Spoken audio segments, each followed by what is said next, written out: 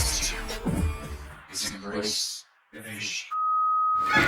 What's good, Vision Gang? You already know what it is. This is your boy, DaVizion, and I'm back again with another MMA reaction, y'all. UFC 297 was lit. Dricus Du Plessis versus Sean Strickland for the Middleweight Championship was everything that it was advertised to be. And then we had a controversial ending. You guys, I predicted this ending to happen, but I had no idea it was going to be so controversial. If you haven't already watched, I had a video last week. I actually picked Dricus to win the match via decision after 5 rounds, and that's exactly what happened. But you guys, I actually, during the fight, had come to a conclusion that Strickland was going to win. I believe that Strickland won that 5th round, and before that they were probably tied going into the 5th. That's what I was thinking. Then Strickland, to me, pulled ahead in the 5th round with that jab. He was able to connect a lot more than Dricus was. It seemed like Dricus sort of ran out of gas. He got less aggressive in the 5th, and I gave that 5th to Strickland. But there was a takedown in the 5th by Dricus, and I think that might have been enough to weigh the odds in Dricus' favor. I'm always a person who says you have to take the belt from the champion. It shouldn't be a close decision ever going to the challenger. But I'm not a judge. What do I know? I'm a new MMA fan. Dricus is your new UFC Middleweight Champion. So big shout out to Dricus Du Plessis. This video is by MMA On Point. Did Dricus Du Plessis win that fight? Yeah, we're gonna go ahead and check this thing out. I'm looking for some more opinions about this fight, on how this decision went down and what they thought about it. So let's go ahead and get this thing started, y'all. Could the middleweight title picture be any more insane? I shout like I'm yeah. Looked like Izzy was nutty. going to be next to Anderson, and then he got KO'd by Poatan. Then he KO'd Poatan back. Then Sean Strickland came out of nowhere and took the strap from Izzy, and Canada loved him. And now DDP is the champ, but did he even win? The media thinks Strickland won. All of this has happened since 2022, and my head is spinning. Let's try to sort this out. I'm Tommy from MMA On Point. A massive thank you to our channel Hall of Famers. And what do we do now with the middleweight title? The autopsy, you guys.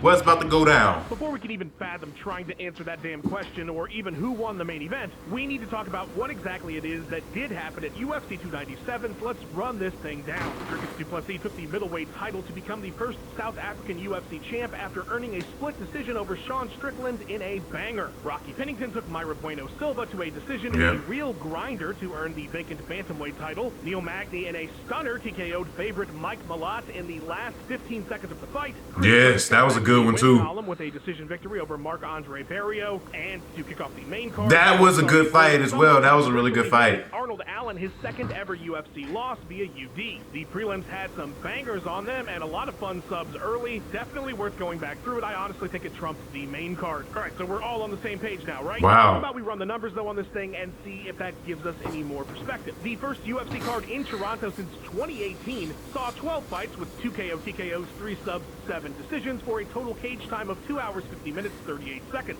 It was a night for the dogs. Only 5 favorites would come out on top, with 7 unders prevailing. Neil Magny's 3rd round TKO was a plus 35. Oh, wow. Damn. That is some good money right there if you can get it. That was only the 2nd decision fight period in DDP's entire 23-bout career. It was also the most significant strike he's ever landed with 137. No shocker there. That was the most takedowns on Strickland in a fight in his career with 6 takedowns. Okay. 5-round split decision losses.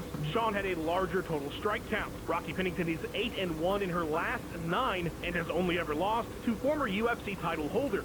This was Magny's 5th opponent in 6 bouts with 3 or less career losses. Dude has been through the ringer. That was his first TKO victory since 2018 against Craig White, and this is his 11th year in the UFC, earning him our He Still Got It award. Fans were not happy with the fight. He Still Got It award. 507 shots total thrown, as well as the most significant strikes Chris Curtis has ever landed in a bout with 140. Iboyev attempted more takedowns against Allen than his last 7 UFC opponents combined with 17. He was only successful on 5, though. That is his 8th straight decision victory in the UFC, earning him our Dom Cruz award, because I got the jokes today. But the stats really only tell us a part of the story. Let's talk about what really happened. And by what really happened, I mean let's get into the weeds of that title fight. So, who is it that won? The media that turned in scores for MMA decisions had it 12 scorecards to 10 in favor of DDP. In other words, they were pretty much split 50-50 on who won. It was tough. It was close. Expressed in his Close decision. He won as well, which, you know, don't all fighters think that. Dana threw his 2 cents in at the presser and said he had it 2-2 going into the 5th. And Me too. Then gave the final round to Strickland. Yep. Of course, stats never tell the full picture, but Sean did outland DDP in 4 of the 5 rounds. But not all strikes are created equal, of course, and damage is taken into account, as well as a whole host of other things. Every judge scored every round but the 3rd identically, with the dissenting Saul D'Amato giving it to Strickland and thus creating the split. Look, the criteria isn't perfect. My inclination going to the cards was that Du Plessis had pulled it off, but the argument for Strickland is very strong as well. It's just the nature of close fights in mixed martial arts. Both guys fought well, and it was a close fight. This doesn't feel like a robbery. This doesn't feel like a fight that immediately needs to be set back up to right some wrong. White even said at the presser that they won't be running this one back right away, which does say a lot considering he doesn't think Strickland lost. What is clear here is 2 things. One, Sean proved that his position as a champion was no fluke. He's clearly in the top tier. He has an insanely effective jab. He's one of the best defensive fighters in I gotta give it to him, Sean. Incredibly well coached. Gotta give it to Sean, man. Big shout out to Sean Strickland. Like, he fought his ass off. Like, that jab is deadly. He's accurate as hell. He's a very good boxer. Even his takedown defense was good. Like, even though Dricus was taking him down, he was getting right back up. Dricus was not controlling Sean on the ground, which is amazing. For someone who never uses ground game like Sean, like, he has a good ground game. Gotta give it to him.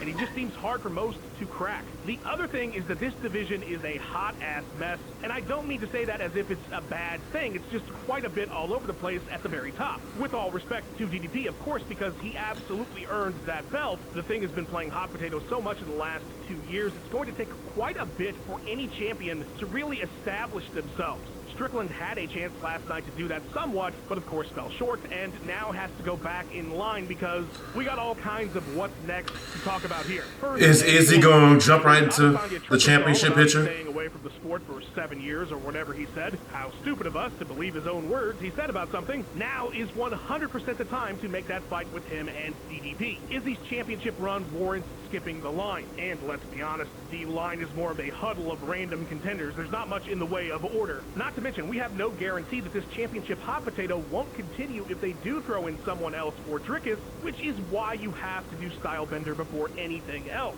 Weirdly, it sounds like Dana and DDP are up for a potential middleweight title fight at UFC 300. That would be crazy. That too, which, man, that's a risky venture there. Wow. If they do Izzy at 300, why? Why not Izzy or Kamzat? The Africa card. I mean, that would be the biggest thing ever. Dana even said he could see them doing a card there with Du Plessis. Those two would fill a stadium easily. There's already a lot of contention around Chimaev even getting into the title picture potentially with a win over Usman on short notice up a weight class.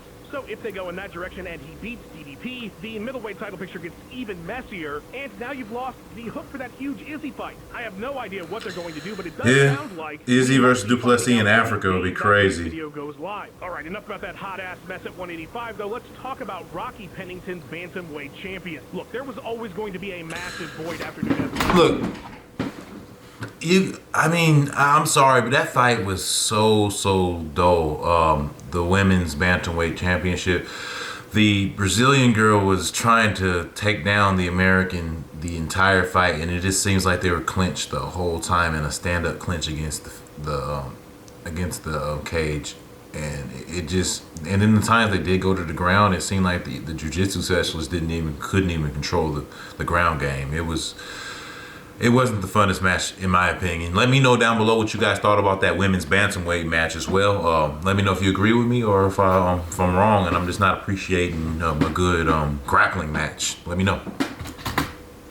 Division, and most all of the younger talent has migrated to 125 anyway. Something that tends to happen when you have an unbeatable champion from UFC 200 to nearly UFC 300. Yes, that fight was not good in terms of entertainment value, and yes, it didn't do much at all to set the tone for the division going forward. It did. I will say I always love seeing an OG get a belt, and Rocky has been at this for over a decade. To go from that brutal loss to Nunez to this victory, which I don't think many expected her to have, I was excited for her. You can never take that away, and it looks looks like Pena will be next. That said, whoever's going to do it, the division needs a serious shot in the arm, and I truly do not know where that's going to come from at the moment. All right, now that we've covered the big stuff, it's time to wrap up some 297 odds and ends.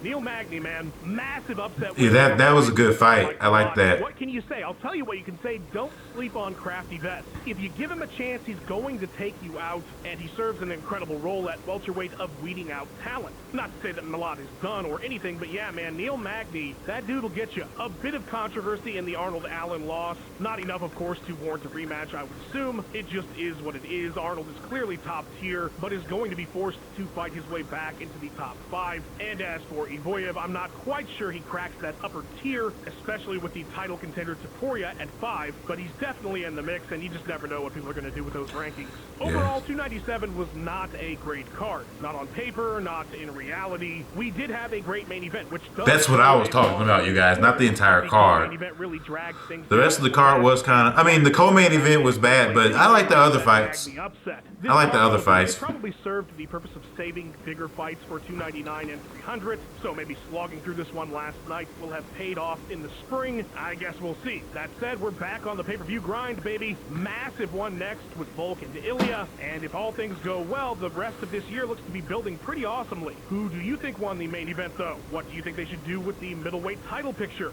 Sound off in the comments below. One of the reasons we get these out so fast is so that you have a bit of a forum to discuss major events right after they happen, and I love reading all the discussion in the comments. I truly do read every one. A massive thank you to Max Randall for the edit on this one. Does an incredible job on basically zero sleep. Follow his socials and his awesome YouTube channel. Thank you to our channel champions for all they do. You can become one yourself by hitting the join button. Liking and subscribing would be really appreciated too, and thanks so much for watching, guys. I will catch you at 298.